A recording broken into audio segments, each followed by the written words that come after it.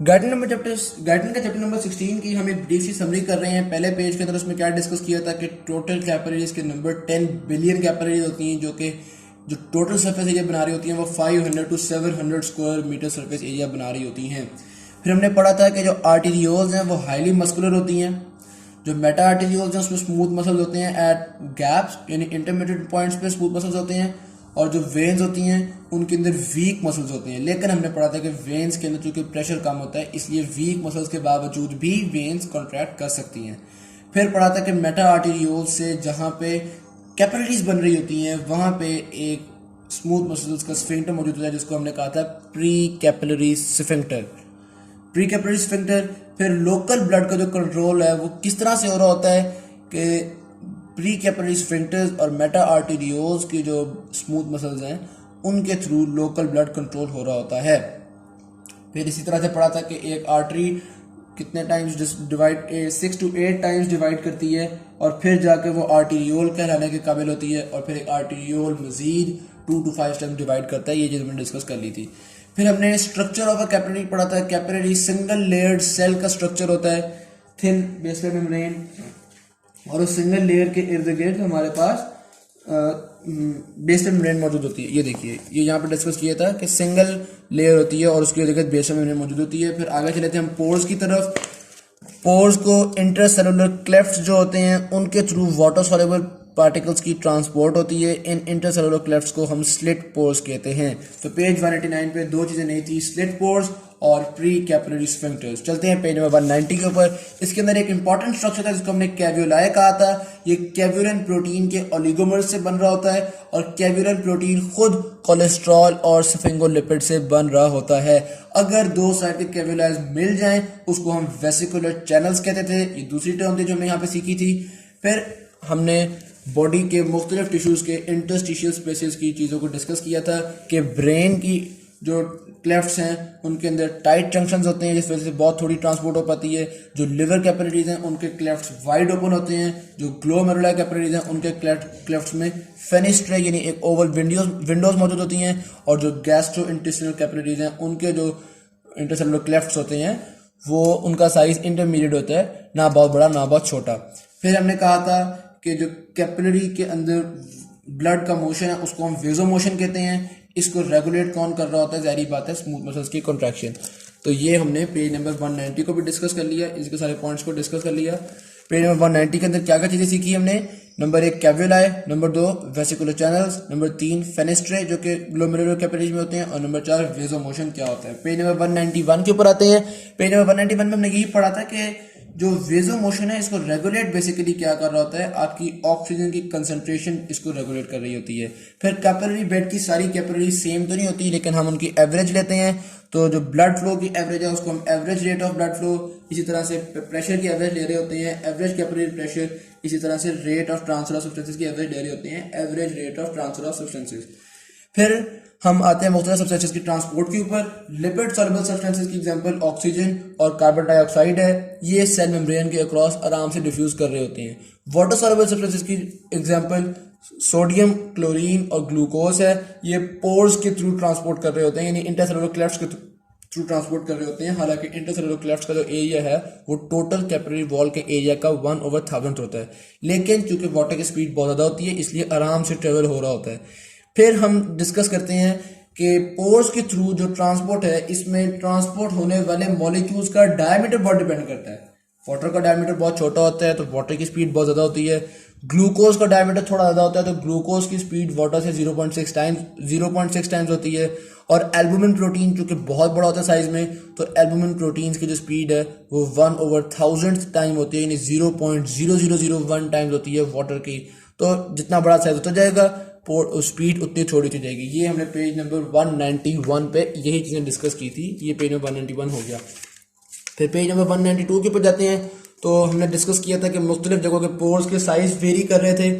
जिस तरह से लिवर के जो पोर्स थे उनका साइज बहुत बड़ा था क्योंकि यहाँ पे न्यूट्रिएंट्स की ट्रेमेंडस एक्सचेंज होनी होती है। और जो रिनल ग्लोमेरुलर थे इनका साइज, इनकी जो परमेबिलिटी थी वो 500 टाइम्स ज़्यादा थी फॉर द फ्लूइड्स, लेकिन प्लाज्मा प्रोटीन्स के लिए इतनी ज़्यादा नहीं थी क्योंकि हम नहीं चाहते कि प्लाज्मा प्रोटीन्स यूरिन में वेस्ट हो जाएं। फिर इसी तरह से आगे चलते हैं। इफेक्ट ऑफ कंसंट्रेशन डिफरेंस जो है वो डिफ्यूजन के डायरेक्टली प्रोपोर्शनल होता है। फिर हमने पढ़ा था कि जो सेल्स हैं उनके बीच की स्पेसेस को इंटरस्टिशियम कहते हैं। ये टोटल बॉडी वॉल्यूम का 1/6 होता है। इंटरस्टिशियम के अंदर जो फ्लूइड होता है उसको हम इंटरस्टिशियल फ्लूइड कहते हैं। ये दूसरी चीज हमने डिस्कस कर ली। अच्छा, फिर ये जो स्पेसेस होती हैं, टिश्यू फ्लूइड की स्पेसेस होती हैं, इन स्पेसेस में सॉलिड स्ट्रक्चर होता है और फ्लूइड होता है। जो सॉलिड स्ट्रक्चर होता है वो कंसिस्ट कर रहा होता है प्रोटियोग्लाइकेंस पे और कोलेजन पे। प्रोटियोग्लाइकेंस किस चीज की बनी होती है? 98% हाइलुरोनिक एसिड और 2% प्रोटीन्स। प्रोटियोग्लाइकेंस का एक जो मैट फॉर्म हो जाता है, वेरी फाइन रेटिकुलर फिलामेंट्स का एक मैट फॉर्म होता है। इस मैट को हम ब्रश पाइल कहते हैं। तो पेज 192 पे 3 चीजें हमने सीखी। एक इंटरस्टिशियम क्या होता है, इंटरस्टिशियल फ्लूइड क्या होते हैं और ब्रश पाइल क्या होता है। फिर पेज नंबर 193 पे जाते हैं तो उसमें हमने कहा था कि चूंकि ये फ्लूइड प्रोटियोग्लाइकन फिलामेंट्स के अंदर इंट्रैप्ट होता है तो इस फ्लूइड को हम ये जेल एक कैरेक्टरिस्टिक्स पा लेता है, और चूंकि ये टिश्यू के अंदर जेल होती है तो हम इसको टिश्यू जेल का नाम देते हैं। एक चीज की टिश्यू जेल। फिर आगे हम चलते हैं, हम कहते हैं कि ये जो फ्लूइड है ये ऑलमोस्ट प्लाज्मा के सिमिलर होता है, बस फर्क ये होता है कि इसमें प्रोटीन्स जो है वो प्लाज्मा की निस्बत कम होती हैं। चूंकि ये फ्लूइड बहुत आसानी से मूव नहीं कर सकता, इसलिए इस फ्लूइड के अंदर डिफ्यूजन मौजूद होती है, और हम कहेंगे कि टिश्यू फ्लूइड डिफ्यूजन के थ्रू ट्रांसपोर्ट ऑफ सब्सटेंसेस करता है। कुछ स्पेसेस ऐसी भी होती हैं इंटरस्टिशियम के अंदर जिसमें प्रोटियोग्लाइकन फिलामेंट्स नहीं होते। उन स्पेसेस, उन पैचेस को हम कहते हैं फ्री फ्लूइड रिवुलेट्स, क्योंकि यहाँ पे जो फ्लूइड है वो फ्री होता है, वो जकड़ा हुआ नहीं होता प्रोटियोग्लाइकन्स के बीच में। ऑलराइट, फिर कैपिलरीज के अक्रॉस जो मूवमेंट है उसको 4 तरह की फोर्सेस रेगुलेट कर रही होती हैं। उन फोर्सेस का नाम हमने रखा स्टार्लिंग फोर्सेस। वो फोर्सेस क्या थी? Hydrostatic pressure across capillaries and hydrostatic pressure across interstitial fluid and osmotic pressure across of plasma and osmotic pressure of interstitial fluid. ये 4 तरह की फोर्सेस थी। इन फोर्सेस का जो सम है उसको हमने कहा नेट फिल्ट्रेशन प्रेशर। फिर इसी तरह से जो कैपिलरी है वो कितनी परमेबल है ये डिपेंड कर रहा होता है नंबर और साइज ऑफ पोर्स के ऊपर। ज़्यादा पोर्स हैं या पोर्स का साइज ज़्यादा है तो परमेबिलिटी ज़्यादा है, और किसी भी जगह का कैपिलरी बेड कितना परमेबल है ये इस चीज़ पे भी डिपेंड कर रहा होता है कि वहाँ पे नंबर ऑफ कैपिलरीज कितनी ज़्यादा है। ज़्यादा कैपिलरीज हों और कैपिलरीज में ज़्यादा पोर्स हों और पोर्स का साइज ज़्यादा हो तो ये चीज़ ज़्यादा फायदे में रहती है। तो इसको हमने मिला के कहा था कैपिलरी फिल्ट्रेशन कोएफिशिएंट। तो पेज 193 पे 5 टर्म्स है। Number 1 tissue gel, number 2 free fluid rivulets, number 3 Starling forces, number 4 net filtration pressure जो कि स्टार्लिंग फोर्सेस का सम होता है, और नंबर 5 कैपिलरी फिल्ट्रेशन कोएफिशिएंट। फिर पेज नंबर 194 के ऊपर चलते हैं। इसमें हमने कहा था कि जो फिल्ट्रेशन है वो आपकी ये जो कैपिलरी फिल्ट्रेशन कोएफिशिएंट है, this multiplied by net filtration pressure, इनको मल्टीप्लाई करें तो हमारे पास फिल्ट्रेशन आती है। फिर हम मेजर किस तरह से करते हैं? Hydrostatic pressure across the capillary, hydrostatic pressure of the capillary. इसको मेजर करने के लिए डायरेक्ट माइक्रोपिपेट कैलकुलेशन यूज कर सकते हैं जिससे वैल्यू 25 mmHg आती है। जो दूसरा मेथड यूज कर सकते हैं वो आइसोग्रेविमेट्रिक मेथड है। इसमें वैल्यू स्लाइटली कम आती है, 17 मिलीमीटर मर्क्यूरी वैल्यू आती है। इसके अंदर हम बेसिकली गट का या किसी टिश्यू का एक पार्ट लेते हैं, उसको हम बैलेंस पे रखते हैं, फिर आर्टीरियल प्रेशर को हम कम करते हैं, विनस प्रेशर को हम बढ़ाते हैं हत्ता कि दोनों बैलेंस हो जाएं और जो फ्लो है वो ख़त्म हो जाए। तो इसकी वैल्यू 17 मिलीमीटर मर्क्यूरी आती है। और डायरेक्ट माइक्रोपिपेट कैनुलेशन जो हमने पहले मेथड पढ़ा है उसके अंदर जो आर्टीरियल एंड पे कैपिलरी प्रेशर है वो 30 to 40 आ रहा होता है, वेनस एंड पे 10 to 15 आ रहा होता है। हम एवरेज लेते हैं 25 मिलीमीटर मर्क्यूरी। तो ये तो हो गया hydrostatic pressure across in the capillary. फिर हम पढ़ते हैं hydrostatic pressure of the tissue fluid. इसकी वैल्यू बेसिकली नेगेटिव आ रही होती है आपके सबक्यूटेनियस टिश्यू में। तो ये इस तरह से होता है कि जो भी आपकी सराउंडिंग है सबक्यूटेनियस यानी कि स्किन के नीचे जो टिश्यूज हैं उनकी सराउंडिंग्स एटमॉस्फेयर है। तो एटमॉस्फेरिक प्रेशर कितना आ रहा है? जाहिर सी बात है 0 mmHg आपके पास एटमॉस्फेरिक प्रेशर आ रहा होता है। तो अंदर चूंकि लिम्फेटिक सिस्टम मौजूद होता है तो जो बाहर से प्रेशर अप्लाई हो रहा है उससे कम प्रेशर होता है। तो सबक्यूटेनियस टिश्यू में हम कहते हैं कि नेगेटिव प्रेशर होता है। फिर हम पढ़ते हैं कि इंटरस्टिशियल फ्लूइड का जो प्रेशर है उसको मेजर करने के भी 3 मेथड्स हमारे पास होते हैं। एक micropipette, number 2 perforated capsules, hollow perforated capsules को इम्प्लांट करना, और नंबर 3 कॉटन विक मेथड। अच्छा, इन तीनों मेथड का बेसिकली जो नाम ही दिया हुआ है माइक्रोपिपेट मेथड के बारे में थोड़ा सा लिखा हुआ है, और परफोरेटेड कैप्सूल के बारे में ये लिखा हुआ है कि अगर हम छोटे कैप्सूल यूज करें तो वैल्यू बहुत ज़्यादा वेरी नहीं कर रही होती। Smaller implanted perforated hollow capsule ज़्यादा एक्यूरेट होते हैं हमारे लिए। फिर हमने इस तरह से डिस्कस किया था कि जो बॉडी के अंदर कैविटीज होती हैं या स्पेसेस होती हैं मुख्तलिफ जगहों पे, वहाँ पे चूंकि इर्द गिर्द प्रेशर बहुत कम होता है तो उनका भी इंटरस्टिशियल फ्लूइड प्रेशर नेगेटिव होता है, यानी एटमॉस्फेरिक प्रेशर से भी कम होता है। एग्जांपल दी थी कि इंट्राप्लूरल स्पेस, यानी कि जो आपकी प्लूरल मेम्ब्रेन्स के बीच में स्पेस होती है, इंट्राप्लूरल स्पेस, उसके अंदर प्रेशर -8 मिलीमीटर मर्करी होता है। फिर हमने कहा था कि जो ऑर्गन्स इनकैप्सुलेटेड होते हैं उनके ऊपर चूंकि कैप्सूल एक प्रेशर अप्लाई कर रहा होता है, जिस तरह किडनी है उसके इर्द गिर्द एक कैप्सूल है, कैप्सूल उसके ऊपर प्रेशर अप्लाई कर रहा है, तो किडनी का जो टिश्यू फ्लूइड है, किडनी का इंटरस्टिशियल फ्लूइड का हाइड्रोस्टैटिक प्रेशर एटमॉस्फेरिक प्रेशर से ज्यादा होता है। तो एटमॉस्फेरिक प्रेशर से ज्यादा होता है, लेकिन जितना प्रेशर किडनी का कैप्सूल अप्लाई कर रहा है उस प्रेशर से फिर भी कम होता है। इसकी एक एग्जांपल है कि मिसाल के तौर पे जो ब्रेन है उसके जो फ्लूइड है उसके ऊपर 10 मिलीमीटर मर्करी का प्रेशर अप्लाई हो रहा होता है, लेकिन जो ब्रेन का इंटरस्टिशियल फ्लूइड है उसका अपना कितना हो जाता है प्रेशर, वो 10 नहीं होता, अलबत्ता 0 से ऊपर जरूर चला जाता है, तो +4 to +6 मिलीमीटर मर्करी उस फ्लूइड का प्रेशर होता है। तो इस चीज़ को हमने डिस्कस किया। फिर ऑस्मोटिक प्रेशर इन प्लाज्मा और interstitial fluid pressure due to proteins, यानी कि जो प्लाज्मा के अंदर ऑस्मोटिक कोलॉइड ऑस्मोटिक प्रेशर है वो ज़्यादातर प्रोटीन्स की वजह से होता है। हमने पढ़ा था कि ऑस्मोटिक प्रेशर उन पार्टिकल्स की वजह से होता है जो पार्टिकल्स इम्परमिएबल हो, और इम्परमिएबल पार्टिकल्स यहाँ पे हमारे पास लार्ज साइज प्रोटीन्स ही हैं। इस ऑस्मोटिक प्रेशर को जो कैपिलरी मेम्ब्रेन के क्रॉस होता है हम नाम देते हैं कोलॉइड ऑस्मोटिक प्रेशर, क्योंकि ये जो प्रोटीन्स हैं ये एक कोलॉइड लाइक सॉल्यूशन फॉर्म कर रही होती हैं। अच्छा, अब हमने हाइड्रोस्टैटिक प्रेशर ऑफ कैपिलरी को डिस्कस कर लिया, फिर hydrostatic pressure of interstitial fluid discuss कर लिया। अब हम आ चुके हैं colloid osmotic pressure of plasma. तो colloid osmotic pressure of plasma जो होता है वो 28 मिलीमीटर मर्करी होता है, यानी इतना प्रेशर होता है आउटवर्ड जाने के लिए। इसमें से 19 मिलीमीटर मर्करी जो है वो प्रोटीन की वजह से होता है, और 9 मिलीमीटर मर्करी डोनट इफेक्ट होता है। ये डोनट गिव्स इक्विलिब्रियम में डिस्कस करने वाली चीज़ है। तो डोनट इफेक्ट की वजह से 9 मिलीमीटर मर्करी होता है। अच्छा, 19 मिलीमीटर मर्करी प्रोटीन्स की वजह से और 9 मिलीमीटर मर्करी डोनट इफेक्ट। ये जो 19 मिलीमीटर मर्करी है इसमें से 80% एल्बुमिन प्रोटीन की वजह से और 20% ग्लोबुलिन प्रोटीन की वजह से। और ये किस चीज़ पर डिपेंड कर रहा होता है, नंबर ऑफ मॉलिक्यूल्स। ज़्यादा नंबर ऑफ मॉलिक्यूल्स हैं तो ज़्यादा कोलॉइड ऑस्मोटिक प्रेशर डेवलप कर रहे होंगे, थोड़े नंबर ऑफ मॉलिक्यूल्स हैं तो थोड़े कोलॉइड ऑस्मोटिक प्रेशर डेवलप कर रहे होंगे। हमने एक और चीज़ पढ़ी कि जो इंटरस्टिशियल फ्लूइड है उसका वॉल्यूम प्लाज्मा के वॉल्यूम से 4 टाइम्स ज़्यादा होता है, और जो प्रोटीन है वो ऑलमोस्ट सेम होती है इंटरस्टिशियल फ्लूइड में और प्लाज्मा में उतनी ही होती है। प्रोटीन की बात कर रहा हूँ, प्रोटीन की क्वांटिटी की, लेकिन चूंकि वॉल्यूम इंटरस्टिशियल फ्लूइड का बहुत ज़्यादा है तो प्रोटीन की कंसंट्रेशन देखेंगे तो प्रोटीन की कंसंट्रेशन प्लाज्मा में ज़्यादा होती है, इंटरस्टिशियल फ्लूइड में उसकी 40% होती है, यानी कि आधी से भी कम होती है। टोटल प्रोटीन्स जो हैं वो टोटल प्रोटीन अगर देखी जाए, प्रोटीन कंसंट्रेशन नहीं, टोटल प्रोटीन्स इंटरस्टिशियल फ्लूइड में स्लाइटली मोर होती हैं।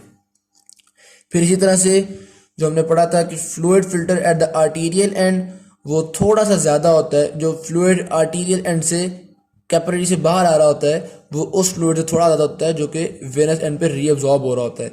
तो इनफैक्ट 9/10 फ्लूइड रीअब्जॉर्ब हो जाता है, लेकिन 1/10 फ्लूइड जो है वो एक्स्ट्रा रह जाता है जो कि लिम्फेटिक्स के थ्रू वापस ब्लड के अंदर आता है।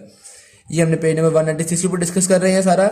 इसी तरह से आर्टीरियल एंड पे अगर हम आउटवर्ड फोर्सेस और इनवर्ड फोर्सेस की एवरेज ले लें तो 13 मिलीमीटर मर्करी फोर्स होती है आउटवर्ड्स, और वेनस एंड ऑफ कैपिलरी पर देखा जाए 7 मिलीमीटर मर्करी फोर्स होती है इनवर्ड्स। लेकिन वेनस एंड की परमेबिलिटी ज़्यादा होती है, आर्टीरियल एंड की परमेबिलिटी कम होती है, इसलिए जितना बड़ा डिफरेंस प्रेशर में आ रहा है इतना बड़ा डिफरेंस रीअब्जॉर्प्शन का और फिल्ट्रेशन आउट का नहीं होता, बहुत थोड़ा सा डिफरेंस होता है।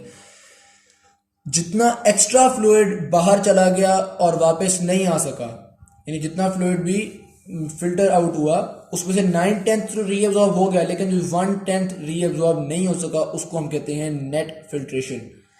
ऑलराइट, फिर स्टार्लिंग इक्विलिब्रियम क्या होता है? स्टार्लिंग इक्विलिब्रियम के मुताबिक जितना फ्लूइड फिल्टर आउट होता है वो ऑलमोस्ट इक्वल होता है उस फ्लूइड के जो कि रीअब्जॉर्ब होता है। ऑलमोस्ट एक जाहिर बात है रीअब्जॉर्प्शन थोड़ी सी कम होती है, तो यानी कि आउटवर्ड फोर्स ज़्यादा है, इनवर्ड फोर्स कम है। आउटवर्ड फोर्स इनवर्ड फोर्स से 0.3 मिलीमीटर मर्करी ज़्यादा होती है outward force.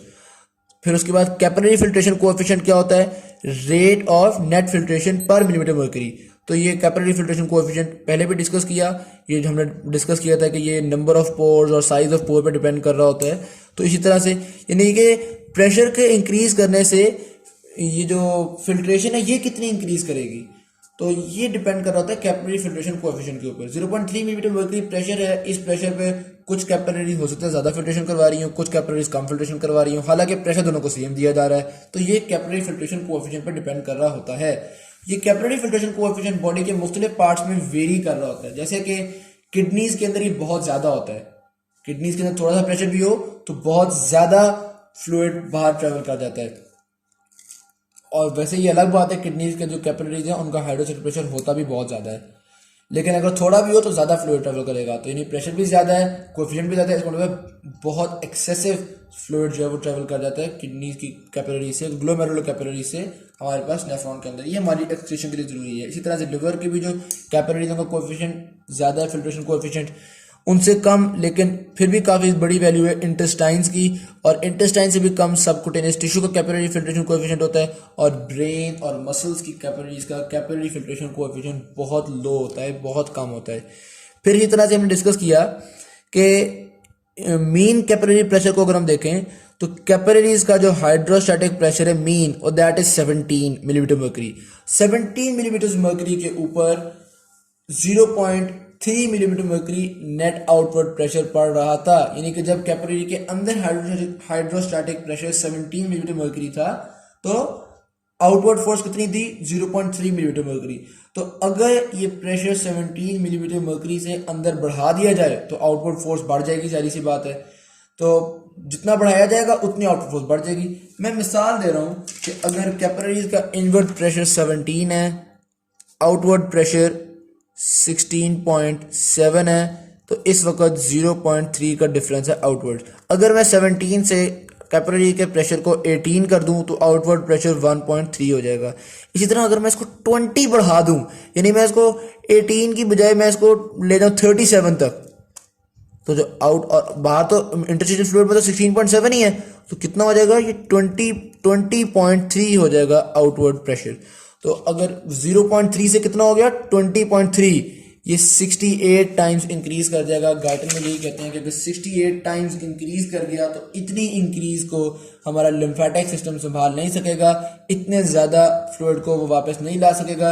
As a result tissue fluid के अंदर फ्लूइड बढ़ जाएगा, इसको हम एडिमा कहेंगे। तो पेज 197 में 3 टर्म्स बेसिकली पढ़ी, नेट फिल्ट्रेशन क्या होती है, स्टार्लिंग इक्विलिब्रियम क्या होता है, और कैपिलरी फिल्ट्रेशन कोएफिशिएंट क्या होता है, हमने डिस्कस कर लिया। पेज 198 पे आते हैं, इसमें मैंने लिखा हुआ है कि लिम्फेटिक्स जो कि एक्स्ट्रा फ्लूइड बाहर फिल्टर आउट हो चुका होता है, इसको वापस लेकर जाती हैं बॉडी के अंदर, ब्लड के अंदर। लिम्फेटिक सिस्टम पूरी बॉडी के अंदर मौजूद होता है, कुछ ऑर्गन्स के अंदर लिम्फेटिक डक्ट्स मौजूद नहीं होती, जिसकी एग्जांपल उन्होंने दी हुई थी। सीएनएस होता है, सुपरफिशियल स्किन होती है, endomysium of muscles and bones होती है, इनके अंदर लिम्फेटिक सिस्टम प्रेजेंट नहीं होती, लेकिन इनके अंदर माइन्यूट इंटरस्टिशियल चैनल्स होती हैं जिनको हम प्री लिम्फेटिक्स कहते हैं। ये माइन्यूट इंटरस्टिशियल चैनल्स जो हैं वो लिम्फ को लेके आ रहे होते हैं, तो माइन्यूट इंटरस्टिशियल चैनल्स उनको हम प्री लिम्फेटिक्स कहते हैं। ये एक टर्म थी यहाँ प्री लिम्फेटिक्स। और ब्रेन के अंदर जो प्रोटीन्स वापस आ रहे होते हैं ब्लड के अंदर, वो सेरिब्रोस्पाइनल फ्लूइड के थ्रू आ रहे होते हैं, क्योंकि यहाँ पे बिल्कुल भी लिम्फ का कोई ताल्लुक नहीं होता। फिर उसके बाद हमने लिम्फेटिक सिस्टम की थ्रू से डिस्ट्रीब्यूशन पढ़ी थी कि लेफ्ट अपर बॉडी यानी कि लेफ्ट आर्म और लेफ्ट हेड और ये वाली जो एरिया है, इस सारे एरिया से लिम्फ जमा होता है थोरैसिक डक्ट में। इसी तरह सारी लोअर बॉडी से लिम्फ जमा होता है थोरैसिक डक्ट में, लेकिन राइट आर्म और right side of the head और right side of the chest इससे जमा होता है राइट लिम्फ वेसल में, तो वहाँ के अंदर वहाँ पे लिम्फ जमा हो रहा होता है। तो ये चीज़ हमने यहाँ पर डिस्कस की थी। फिर हमने कहा था कि लिम्फेटिक का सिस्टम का एक बहुत इंपॉर्टेंट फंक्शन ये होता है कि कुछ हाई मॉलिक्यूलर वेट की जो प्रोटीन्स होती हैं वो अगर किसी न किसी तरह से आपके पास आ गई होती हैं टिश्यू फ्लूइड में, तो इनको ये वापस ब्लड के पास लेके जाता है। ये बहुत इंपॉर्टेंट फंक्शन है। ये फंक्शन लिम्फेटिक कैपिलरीज किस तरह से सरंजाम देती हैं, लिम्फेटिक कैपिलरीज किस तरह से इतनी हाई मॉलिक्यूलर वेट पार्टिकल्स को अपने अंदर ले लेती हैं, इसके लिए उनके पास माइन्यूट वेल्व्स होते हैं। एंडोथेलियल सेल्स की ओवरलैपिंग से ये माइन्यूट वेल्व्स फॉर्म हो रहे होते हैं जो कि प्रोटीन्स को अंदर ले आते हैं, लेकिन वो प्रोटीन बाहर नहीं जाती। फिर protein concentration in the lymph 6 ग्राम पर डेसीलीटर होती है, लिवर के अंदर उससे कम 3 to 4 होती है, इंटेस्टाइन्स के अंदर और मोस्ट ऑफ द टिश्यूज के अंदर 3 होती है। ये लिम्फेटिक वेसल्स के अंदर जो लिम्फ के अंदर प्रोटीन की कंसंट्रेशन है उसको बताया है, और ये सारी मर्ज कर जाती हैं थोरेसिक डक्ट के अंदर। टोटल कितनी होती है? 3 to 5 ग्राम पर डेसीलीटर। फिर आगे हम चलते हैं कि जाहिर सी बात है जो फैटी मील है उसके बाद फैट्स भी लिम्फेटिक सिस्टम के अंदर एंटर हो जाते हैं, ये चीज़ डिस्कस की हुई है, और कुछ बैक्टीरियाज भी लिम्फेटिक सिस्टम के अंदर एंटर हो सकते हैं, ये चीज़ डिस्कस की हुई है। फिर रेट ऑफ लिम्फ कितना होता है, लिम्फ फ्लो कितना होता है? 120 मिलीलीटर्स पर आवर, या हम कहेंगे कि 2 to 3 litres per day lymph हमारे ब्लड में आ रहा होता है, इतना लिम्फ बन रहा होता है। फिर increasing interstitial pressure increases lymph flow, interstitial pressure बढ़ता जाएगा तो लिम्फ फ्लो बढ़ता जाएगा। -6 से इंटरस्टिशियल प्रेशर बढ़ाते बढ़ाते 0 तक ले गए तो लिम्फ फ्लो बहुत ज़्यादा हो जाएगा। फिर जब इंटरस्टिशियल प्रेशर 1 मिलीमीटर मर्करी से भी ज़्यादा करेंगे तो फिर लिम्फ फ्लो बढ़ना बंद हो जाएगा। ये हमने एक ग्राफ से समझा था, एक ग्राफ बनाया हुआ था जिस ग्राफ की शेप कुछ इस तरह से थी, यूं ये प्लेटो फॉर्म हो जाता है 1 मिलीमीटर मर्करी पे। ये इस वाई एक्सेस पे लिम्फ फ्लो था, एक्स एक्सेस पे इंटरस्टिशियल प्रेशर था। इंटरस्टिशियल प्रेशर बढ़ाने से लिम्फ फ्लो बढ़ता चला, बल्कि ये स्ट्रेट इस तरह था, मतलब यूं एक मौजूद थी, ये बढ़ता चला जा रहा था। और जब ये बढ़ते बढ़ते बढ़ते बढ़ते नीचे ऑलमोस्ट 1 मिलीमीटर मर्करी तक आ गया था तो फिर उसके बाद इंटरस्टिशियल प्रेशर ने बढ़ना बंद कर, सॉरी लिम्फ फ्लो ने बढ़ना बंद कर दिया था, वो स्टेबल हो गया था। फिर हमने पढ़ा इसी तरह से फर्दर डिस्कस किया कि जो लिम्फ फ्लो है वो किस वजह से हो रहा होता है। एक तो इंटरस्टिशियल फ्लूइड के प्रेशर इसको रेगुलेट कर रहा होता है जिसने ये लिम्फ फ्लो को बढ़ाया। दूसरा, लिम्फेटिक वेसल्स के अंदर पंप्स मौजूद होते हैं, स्मूथ मसल्स होते हैं जो कि ऑटोमेटिकली कॉन्ट्रैक्ट कर जाते हैं। उसके अलावा एक्सटर्नली स्केलेटल मसल्स की कॉन्ट्रैक्शन, बॉडी पार्ट्स की मूवमेंट्स, आर्टरीज की पल्सेशंस और ऑब्जेक्ट्स आउटसाइड द बॉडी उनकी तरफ से जो कंप्रेशन होती है। ये 4 चीज़ें हैं एक्सटर्नल जो कि इसको रेगुलेट कर रही होती हैं। उसके अलावा टर्मिनल कैपिलरीज के अंदर भी एक तरह के माइन्यूट पंप्स मौजूद होते हैं क्योंकि वहाँ के जो एंकरिंग फिलामेंट्स हैं वो कॉन्ट्रैक्ट करते हैं।